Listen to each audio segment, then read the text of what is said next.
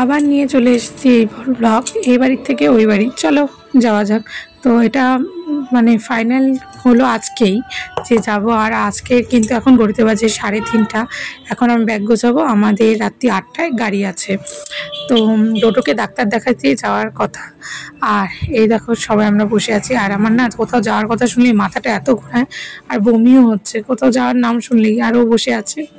চলো আমি এসে পড়েছি, দেখো এখন আমরা গাড়িতে উঠবো কিছুক্ষণ পর। এই হলো আমাদের গাড়ি, আর এই গাড়িতেই আমরা যাব কুচবিহারে।